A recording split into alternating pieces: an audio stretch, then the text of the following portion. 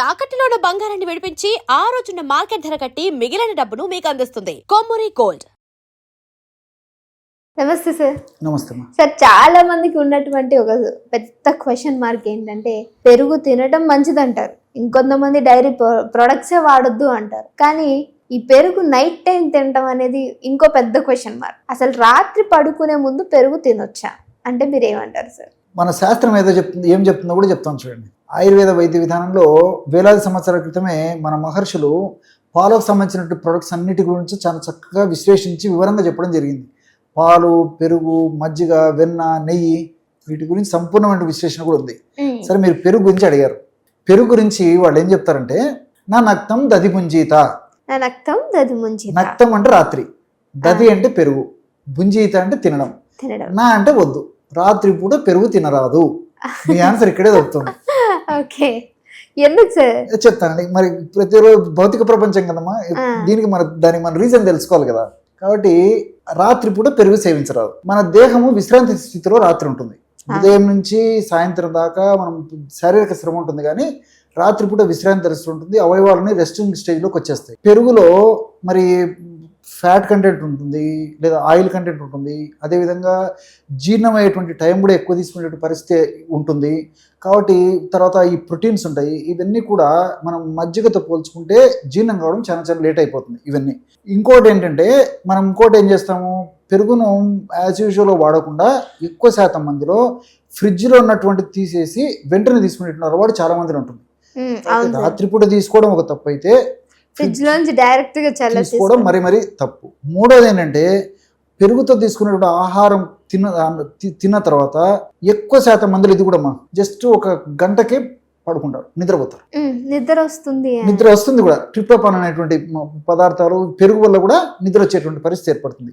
So ఇదంతా కూడా క్రమక్రమంగా ఏం జరుగుతుందంటే ఒక రోజు, 2 రోజులు, 3 రోజుల పాటు ఏం కాకపోవచ్చు, కానీ దీర్ఘకాలికంగా కొన్ని నెలల పాటు కానీ కొన్ని సంవత్సరాల పాటు కానీ రెగ్యులర్గా రాత్రిపూట పెరుగును సేవించడం వల్ల ఆయుర్వేదంలో చెప్పినట్టు అభిషంధ గుణం ఈ రక్త నాళాలను కానీ శ్రోత నాళాలను కానీ ఛానల్స్ను కానీ బ్లాక్ చేసేస్తుంది అనమాట.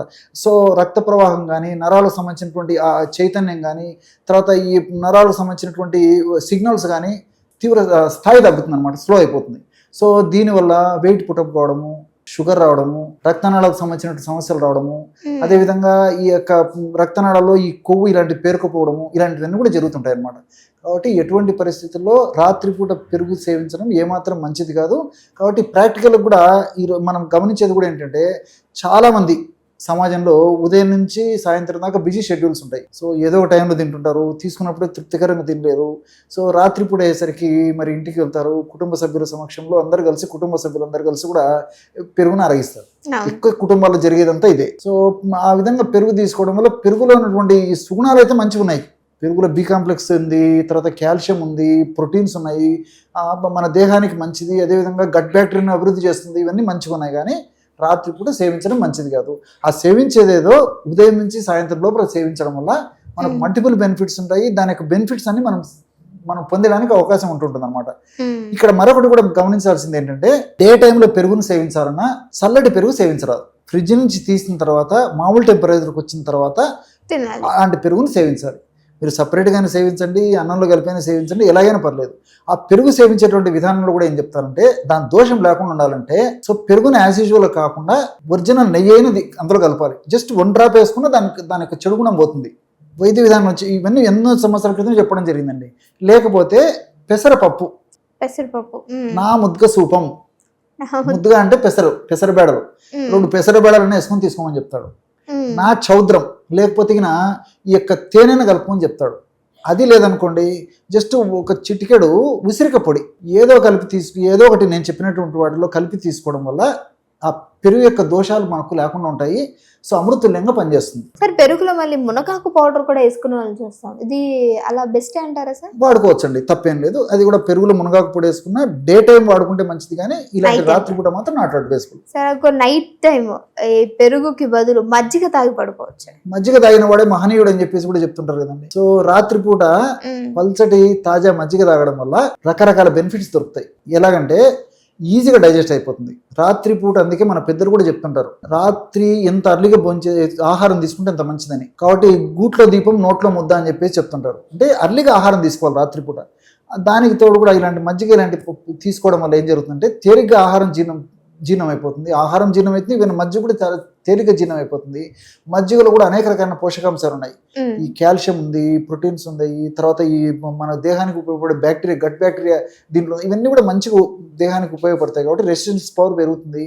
తర్వాత అందులో ఆయిల్ కంటెంట్ కూడా ఉంది, మన దేహానికి ఆయిల్ కూడా అవసరం. సో B12 ఇది ఉంది, ఇవన్నీ కూడా ఉన్నాయి. కాబట్టి రాత్రిపూట ఈ విధంగా ఈజీగా డైజెస్ట్ అయ్యేటువంటి మజ్జిగను తీసుకోవడం వల్ల ఎలాంటి ఇబ్బంది ఉండదు. ఆ మజ్జిగను కూడా మరి ఐస్లో పెట్టినటువంటి మజ్జిగ కానీ, లేకపోతే ఫ్రిడ్జ్లో పెట్టినటువంటి మజ్జిగ కానీ కాకుండా గది ఉష్ణోగ్రత ఉన్నటువంటి మజ్జిగ కానీ, లేకపోతే కుండలో కానీ మట్టి పాత్రలో ఉంచినటువంటి మజ్జిగ కానీ తీసుకోవడం వల్ల ఇబ్బంది ఉండదు అనమాట. కాబట్టి పెరుగు కావాలంటే సాయంత్రం లోపల తీసుకోవచ్చు. మజ్జిగ అంటే నైట్ టైం తీసుకోవచ్చు, కానీ చల్లగా ఉండేటువంటి అవాయిడ్ చేయాలి. మజ్జిగ ఎప్పుడైనా తీసుకోవచ్చు. ఓకే, అర్థమైంది కదా. మజ్జిగ తీసుకోవచ్చు, పెరుగు మాత్రం నైట్ టైం అసలు ముట్టుకోవచ్చు. సరే, ఇంకొకటి ఏంటంటే చాలా మంది పెరుగులో చక్కెర వేసుకొని తింటారు. సో దానివల్ల బాడీ చల్లబడుతుంది, కూల్గా అవుతుంది అనేటువంటి, అంటే వేడిని తగ్గించేటువంటి గుణం ఉంటుంది అంటారు. నిజమేనా? చాలా చాలా తప్పుమా. అవగాహన లోపంతో, ఆరోగ్య స్పృహ లేకపోవడం చేత ఈ విధంగా మనకు అమృతుల్యంగా ఉపయోగపడేటువంటి పెరుగును మనం విషతుల్యంగా మార్చుకుంటున్నాం. అంతకంటే నేను చెప్పేదే ఉండదు. అంటే షుగర్ ఐటమ్ వల్ల వాడనే వాడకూడదండి. షుగర్ అసిడిక్ నేచర్, విపరీత దేహంలో pH వాల్యూని కానీ, దేహంలో యాసిడ్ నేచర్ను విపరీతంగా పెంచేస్తుంది. సో అమృతమైనటువంటి ఇలాంటి పెరుగులో యాసిడ్ నేచర్ ఉన్నటువంటి యొక్క షుగర్ను కలుపుకోవడం వల్ల మన దేహానికి ఉపయోగపడేటువంటి మంచి బ్యాక్టీరియాను సర్వనాశనం చేసేస్తుంది. మన దేహంలో గట్ బ్యాక్టీరియా ఎంత బాగా అభివృద్ధి చెందితే అంత మనకు ఆరోగ్యకరంగా ఉండేటువంటి పరిస్థితి ఏర్పడుతుంది. కానీ ఈ యొక్క చక్కెర, పంచదార చేసేటువంటి చెరుపు ఏంటంటే దేహంలో గుడ్ బ్యాక్టీరియాను తగ్గించేసి చంపేసేసి ఈ చెడు బ్యాక్టీరియాను విపరీతంగా పెంచేస్తుంది. ఈ చెడు బ్యాక్టీరియా పెరగడం వల్ల మరి గుండె జబ్బులు రావచ్చు, మెదడుకు సంబంధించిన జబ్బులు రావచ్చు, రక్తనాళాలకు సంబంధించినటువంటి జబ్బులు రావచ్చు, బీపీ రావచ్చు, షుగర్ రావచ్చు, కొలెస్ట్రాల్ సమస్యలు రావచ్చు. ఒకటేమిటమ్మా అంటే ఎటువంటి పరిస్థితుల్లో పెరుగులో చక్కెర లేదా పంచదార కలిపి వాడడం ఏమాత్రం క్షేమదాయకం కాదండి. సార్, మీరు చెప్తే ఇంకోటి గుర్తొచ్చింది. మజ్జిగలో పటిక బెల్లం వేసుకుంటారు, ఇది మంచిదే అంటారా? ఆ మజ్జిగలో పటిక బెల్లం కంటే కూడా కాస్త బెల్లం కలుపుకొని వాడుకోవడం వల్ల ప్రయోజనం ఉంటుంది. కాబట్టి బెల్లం పంచదారతో పోల్చుకుంటే బెల్లం చాలా చాలా మంచిదండి. కాబట్టి మరి అది అసిడిక్ నేచర్ ఉంటుంది కాబట్టి పంచదార వాడకూడదు. ఇది మరి హైడ్రాక్సైడ్ నేచర్ ఉంటుంది కాబట్టి, అంటే క్షారగుణం ప్రధానంగా ఉండేటువంటి పరిస్థితి ఉంటుంది కాబట్టి ఈ ఆల్కలైన్ నేచర్, దీన్ని మజ్జిగలో కలుపుకొని వాడుకోవడం వల్ల కూడా మల్టిపుల్ బెనిఫిట్స్ ఉంటాయి. కాబట్టి ఇట్లా వాడుకోవచ్చు. కాబట్టి పంచదార అసలే మంచిది కాదు, ఈ పెరుగులో మజ్జిగలో కలుపుకోవడం మరింత హాని చేస్తుందండి. Thank you so much. నమస్తే.